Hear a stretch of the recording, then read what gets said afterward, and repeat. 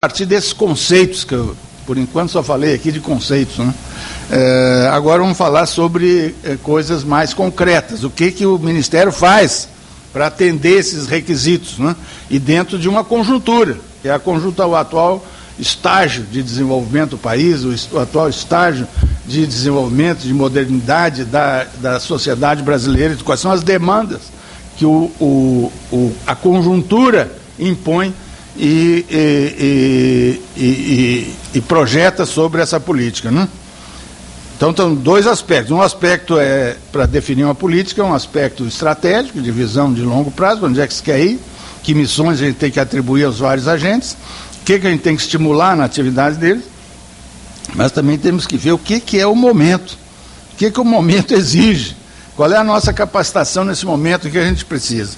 Então, eu juntando todos esses parâmetros, se estabelece aqui 6 itens que eu vou falar, e que são itens importantes que eu gostaria de caracterizar como itens em que a política foca e desenvolve programas de projetos, ou seja, ações para se obter objetivos em cada um desses itens aí. Primeiro é a formação e capacitação de recursos humanos para a P&D. Isso é fundamental para o país, especialmente num país que tem dificuldades na questão educacional, como é a questão do nosso país, Brasil. O Brasil tem um déficit educacional brutal, é o grande déficit que existe, um déficit social e um déficit educacional, e uma coisa muito intimamente ligada à outra, né? O déficit educacional é muito grande. Então, até para desenvolver, é muito grande vis-à-vis a cidadania, o exercício da cidadania pelo cidadão. Ao exercício da ciência, a coisa é mais, o fosso é maior ainda. Então, um esforço especial da política de ciência e tecnologia tem que se direcionar também para a formação e capacitação de recursos humanos. Isso ocorre normalmente nas universidades e em alguns institutos, porque na universidade é o conceito aberto de educação, né?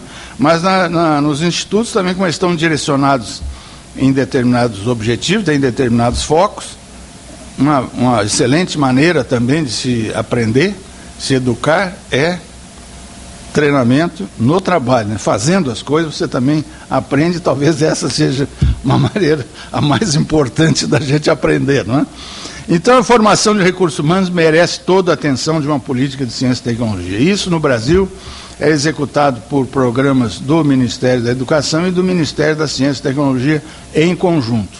Nós estamos vivendo, em linhas gerais, um grande esforço para a formulação, para a execução dessas ações, para o atendimento dessa questão aí, tanto na parte do MEC, que tem muito mais recursos com relação a isso, né, quanto do MCTI. Então nós temos programas voltados, depois eu vou descrever aqui, voltados para a educação, estou falando formação de recursos humanos do APID, não é só para pesquisa, não é só doutores, não. Por exemplo, aí tem uma questão técnica, o ensino técnico é fundamental para a questão tecnológica, né? Então, não adianta termos aqui doutores e dos mais altas honrarias acadêmicas, se a gente não tiver também pessoal técnico competente para trabalhar em laboratórios e tudo isso, né? Então, é uma visão integrada que a gente tem que ter nesse aspecto aí. Outro aspecto é o seguinte: infraestrutura para a P&D. Temos que ter bons laboratórios, boa infraestrutura. Gente e laboratório, e equipamento. E gente também desenvolvendo equipamentos, tá certo? Porque aí também, isso é fundamental na pesquisa também. A parte de instrumentação para a pesquisa corre paralela à pesquisa. Você vai inventar novas ideias, novos conhecimentos, também você vai fazer isso do ponto de vista experimental, criando novos equipamentos, tá certo? Novos instrumentos. Então, isso aqui, 1 e 2, é que eu chamo a questão da manutenção, ampliação e qualificação do sistema básico de ciência e tecnologia. Envolve aí tudo, e a educação é fundamental. Um terceiro ponto na política nossa, no Brasil hoje em dia, é a questão do incentivo às atividades de P&D nas empresas, que vamos dizer assim, é algo pouco exercido no nosso país aqui, né? Nós devemos observar, é claro que nós temos grandes exemplos aí de empresas que desenvolveram P&D e tiveram grande sucesso em função disso. Aqui no Rio de Janeiro, o exemplo da Petrobras, com o centro de pesquisa deles, tudo isso é um exemplo clássico, né, de quão importante foi a pesquisa para o avanço aí da exploração do petróleo em águas profundas, por exemplo. Mas de uma forma disseminada e ampla, são poucos exemplos. Tem exemplo também do agronegócio, que colocou a produção brasileira de alimentos e commodities aí no mais alto nível, né, de competição no mundo todo, colocou a gente numa posição de competir em uma variedade boa, uma boa variedade aí de produtos do mundo todo.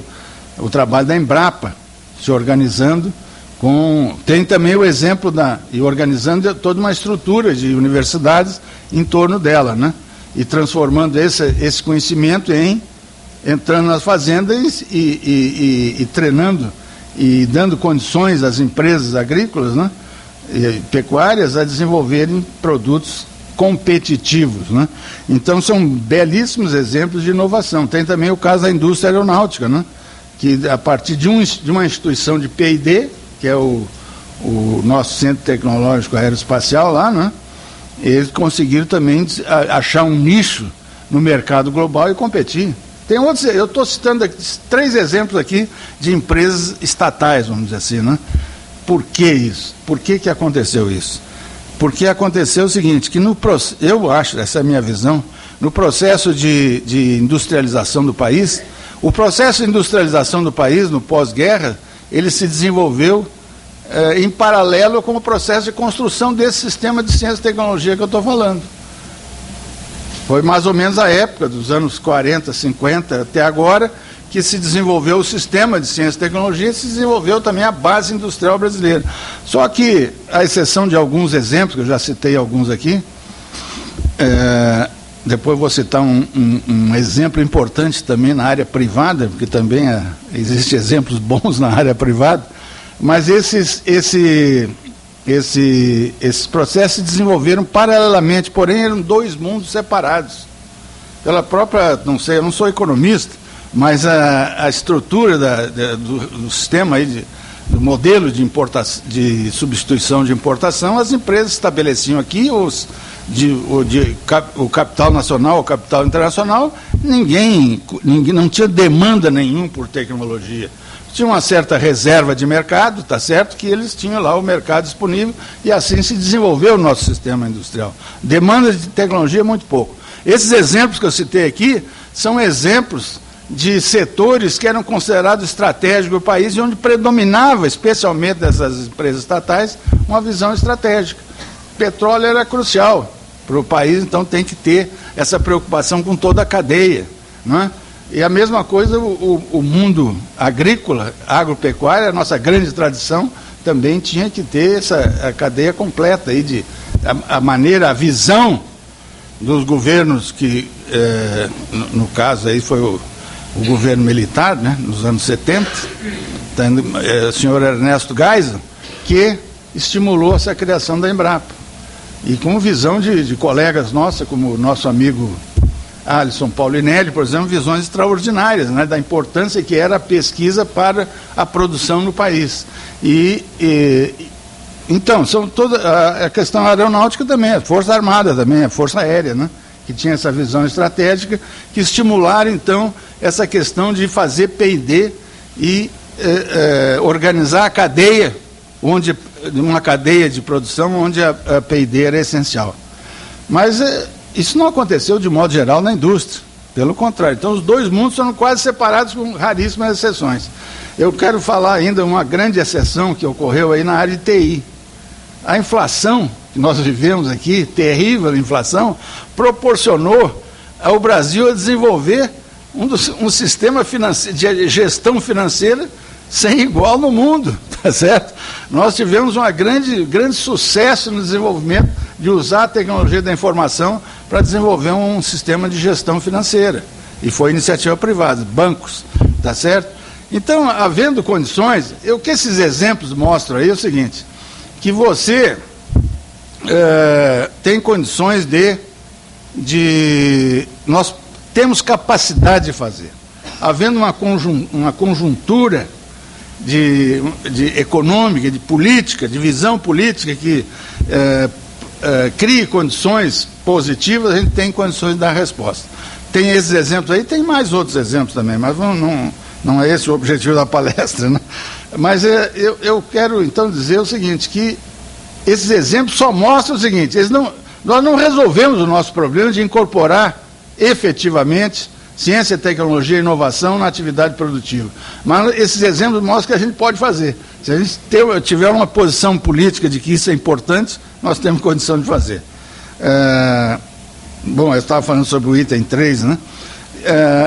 Com relação a essa política, eu queria observar também o item 4, aí é um comentário de como é que essa política do MCTI deixa de ser uma política setorial, com a inclusão desse I no nome aqui, para ser uma política transversal.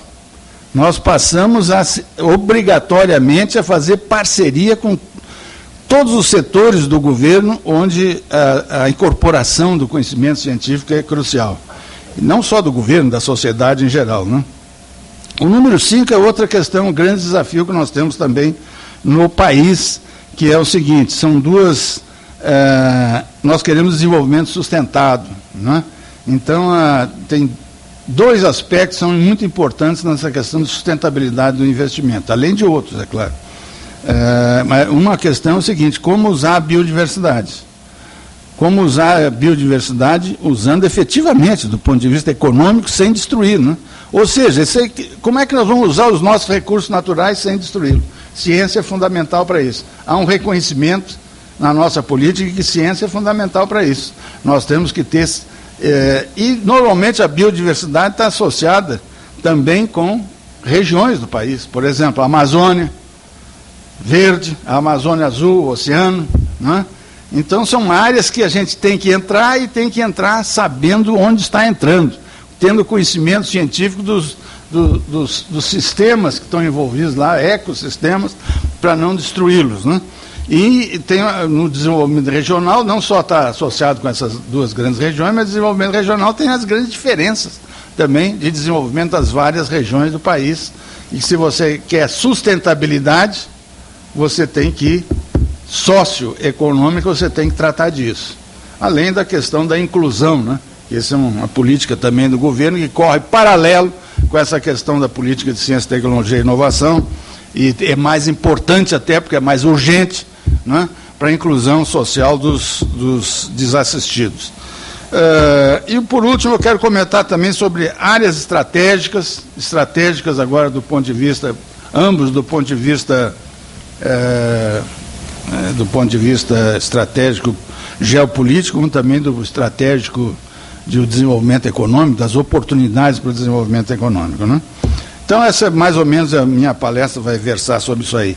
E rapidamente eu queria, sobre formação e capacitação de recursos humanos, uma característica importante é o seguinte, uma grande demanda que existe hoje, no estágio de aquela oportunidade resultante das circunstâncias, né? No estágio que nós estamos vivendo na formação de recursos humanos, é fundamental uma qualificação da ciência com relação às demandas econômicas e sociais do país. A ciência brasileira foi construída dentro das universidades, o mundo universitário separado do mundo industrial, e agora está sendo colocado o seguinte, se nessa quadra do desenvolvimento a indústria não precisou de tecnologia, na próxima quadra agora, que é essa que nós já entramos, tá certo? Que nós temos que ter empresas globais, empresas competindo no mercado global, senão não tem sustentação o tal do desenvolvimento econômico, né? É fundamental que elas tenham capacidade de desenvolver produtos, desenvolver tecnologias em novos serviços e novos produtos. Só isso que dá a elas a capacidade de competir no mercado internacional. Como nós estamos vivendo, onde a gente tem os bons exemplos, que é esse que eu mencionei aqui. Aí nós tivemos capacidade de disputar globalmente, porque a gente tinha essa inserção tecnológica, né? Isso aí é fundamental, então, essa aproximação da ciência, no que se refere à educação, E aí nós estamos apoiando bastante, tanto nós como a CAPES, vários programas não ortodoxos, vamos dizer assim, do ponto de vista de ciência, de formação de cientistas, né? Mas muito importantes, como formação técnica, a expansão do ensino técnico é reconhecida hoje, o ensino técnico do governo, patrocinado pelo MEC, está se expandindo grandemente, como nunca tinha acontecido, né? E também